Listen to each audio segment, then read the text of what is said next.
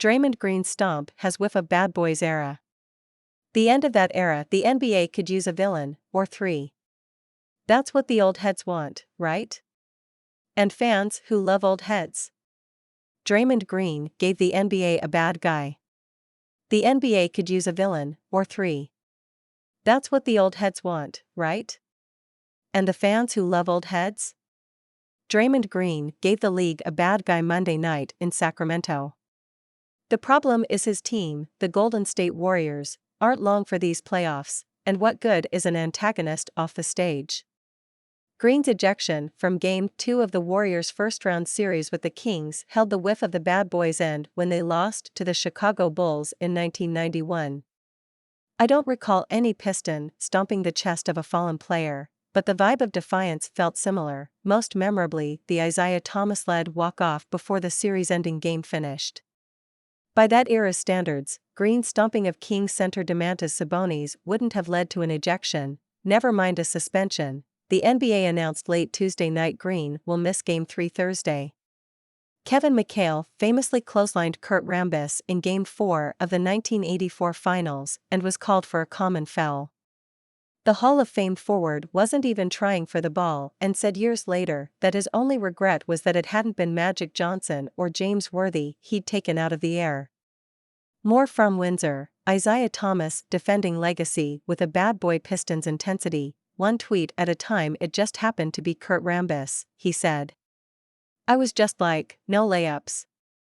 Whatever happens, there's not going to be a layup. There are those among us who consider that era of NBA basketball the greatest ever played, partly for that reason. McHale's intent wasn't to hurt Rambis as much as it was to send a message. It worked, in part, because he was the last Celtic anyone expected such violence from, and it fired up the rest of the team. Green might like observers to think he was acting on behalf of his team when he stomped Sabonis, but in the moment it looked like frustration, as the young upstarts were getting the better of the defending champs for the second game in a row. Officials halted play to review it. They slapped Sabonis with a technical foul for grabbing Green's ankle as he tried to step away and ejected Green with a flagrant 2 foul for the stomp. While officials hovered around the courtside monitors, Green started toward his bench, made his way through assistant coaches and teammates, and motioned his hands toward the jeering crowd as if to say, "Come on. Bring it on." At one point, he stepped on the bench seats to get closer to the fans and holler some more. He was smiling, similar to the way he waved a towel and danced to the Memphis crowd a year ago in the playoffs during a blowout loss. It's hard to imagine Monday's theatrics and lack of remorse didn't sway the league. In its news release, NBA Vice President of Operations, Joe Dumars, announced the decision to suspend Green was based in part on Green's history of unsportsmanlike acts. Golden State was leading its series when Green danced in Memphis last season. The Warriors won 4-2 and eventually the title. Perhaps he was trying to channel the same energy. Green doubled down during his post-game news conference Monday by refusing to admit he stomped Sabonis. My leg got grabbed, he said. Second time in 2 nights. I've got to land my foot somewhere. And I'm not the most flexible person, so it's not stretching that far. I can only step so far without pulling my leg away. Officials told Green he got ejected because the stomp was too hard. And it was. Not only was it unnecessary, it's costly. Green may not be the prime defensive menace and offensive orchestrator he was during his heyday, but he's still critical to the Warriors' system on both ends. Losing him for the final 7 minutes hurt the Warriors. And though they may well have lost with him, that's beside the point. In a 4-point game Golden State desperately needed, one of its foundational pieces couldn't help himself. Instead of trying to get away as Sabonis grabbed his leg, he didn't hold on to it for long. Green gathered himself long enough to raise his knee and jack his foot onto his chest.